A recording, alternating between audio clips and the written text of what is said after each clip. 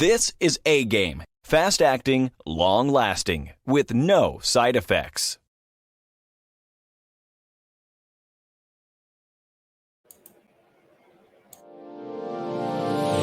Hey all my Crimsonites, and welcome to the Crimson Cure channel, where we embrace our femininity, increase our womanly value, and celebrate our brothers. So join me on our feminine journey to learn, heal, and grow.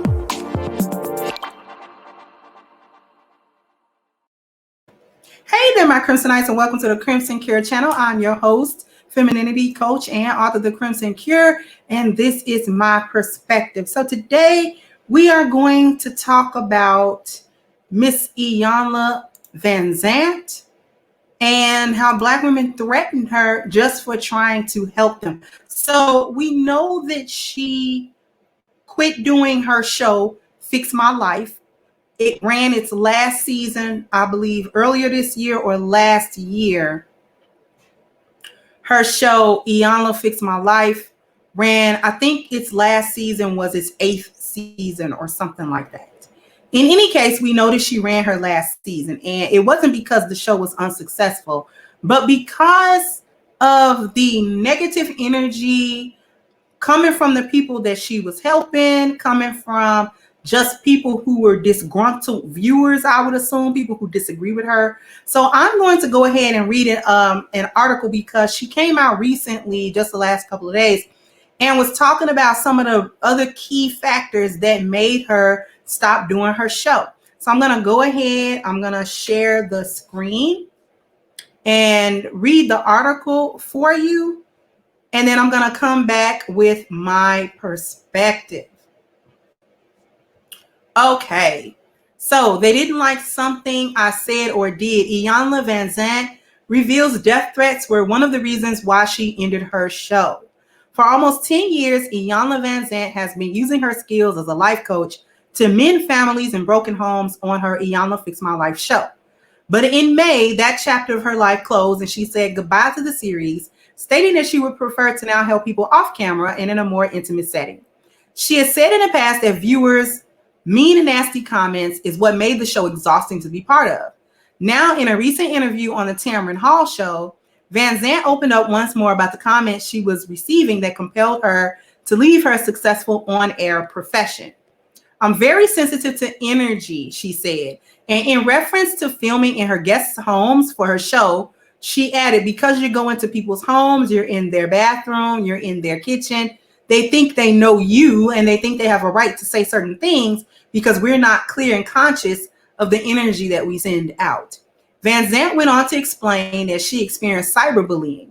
So through the emails, through social media, people would come into my home. I was getting death threats because they didn't like something I said or did. And I'm like, I want to be free of this. I don't want this.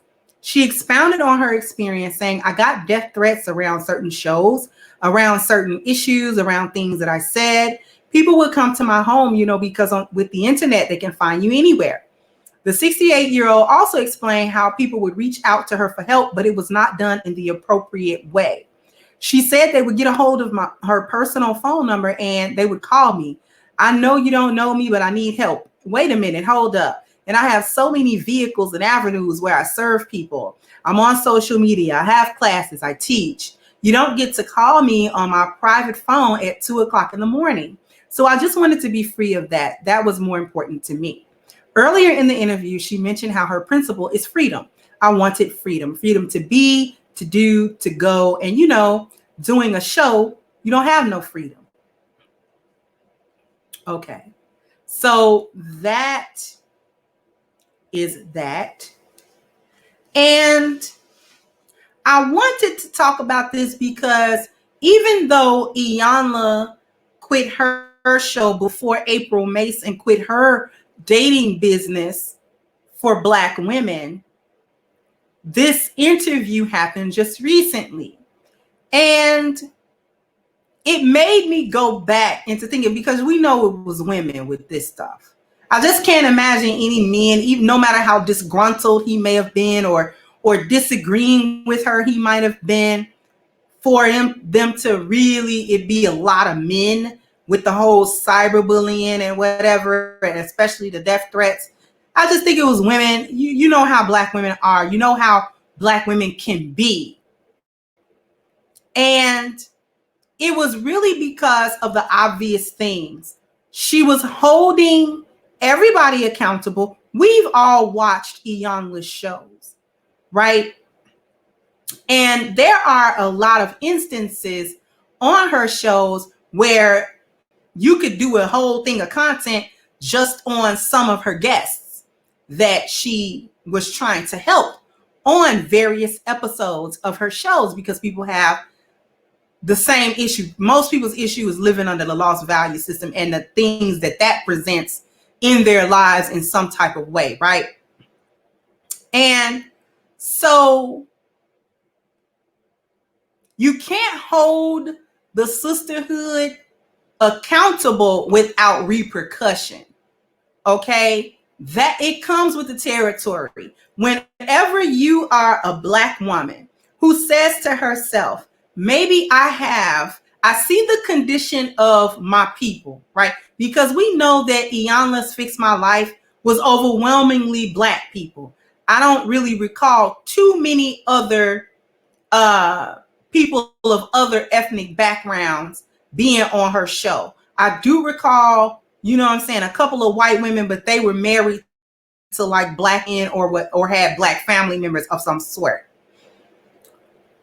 So it was overwhelmingly, she was helping Black people. And we've all watched enough of her content to know that sometimes they were very sensitive subject matter that would have to be talked about or gone over. And of course, the show is edited. We're only going to get an hour's worth of 3 days worth of work she was doing, or a week's worth of work, you know what I'm saying, that she's doing with these people. So it's being edited and cut down into the show's time frame. You know how it is. So we're not getting we as the viewers, we aren't getting a complete picture of all of the different exercises, the different things, the different conversations that were being held. There were even times when Iyanla would cut the camera like, okay, this is too sensitive, and I'm not here to put people's business in the street. I'm actually here to help them. So that's a little too much. This is too much for a camera. So we're just gonna cut the production, and I'm gonna actually help them, with this without sensationalizing it. And you would actually hear a lot of times sometimes it would be men, but a lot of times it would be the women who would accuse her of just trying to have TV time on their dysfunction. First of all, and she would always have to correct them. First of all, you came to me, like you reached out to me. And that's the thing. I don't recall at any point during those seasons, I think it was like 8 seasons, I don't recall at any point her going door to door trying to make somebody take her suggestions for fixing their life. Every time the format was, you write to me, my producers, my staff, what have you. We will pick out the people that are actually going to air.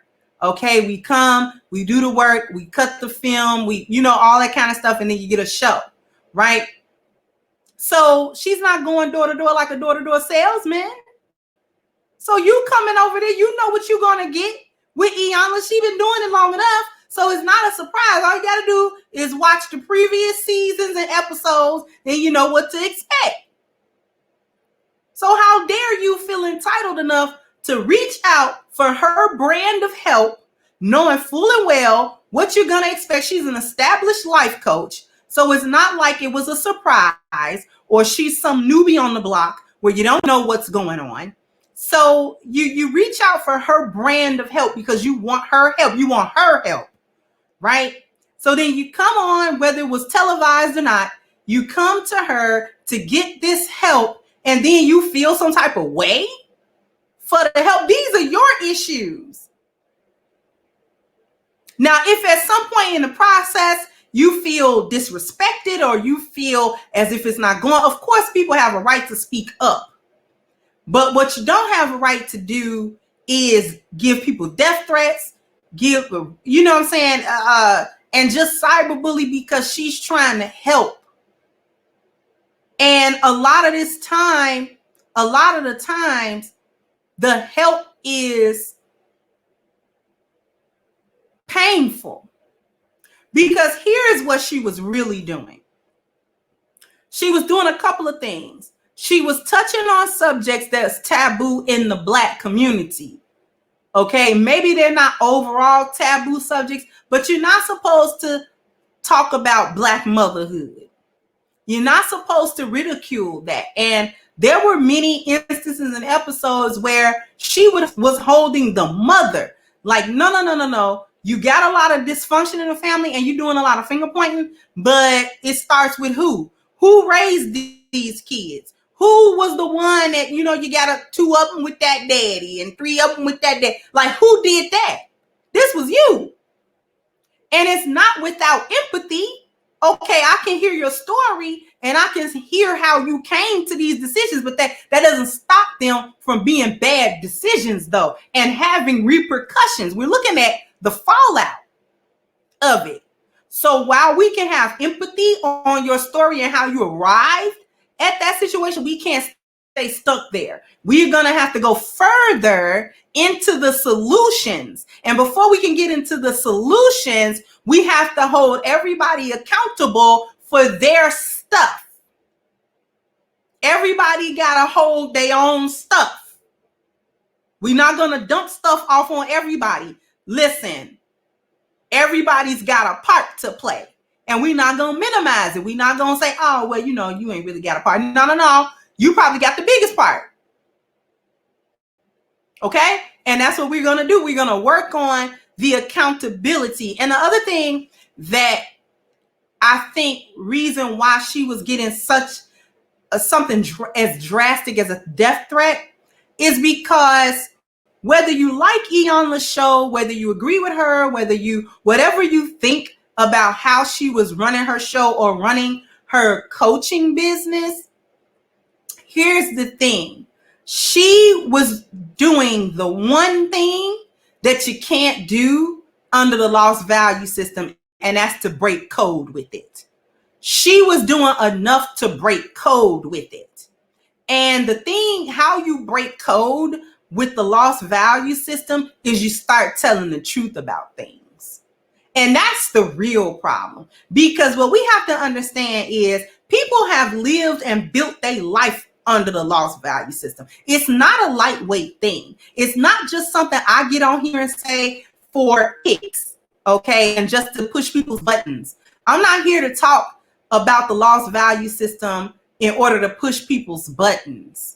That's not what I'm talking about. The lost value system is a deeply rooted, deeply held set of beliefs that people have operated their lives upon. And to come to it and tell the truth creates a paradigm shift for a lot of people. And many times people cannot take that paradigm shift.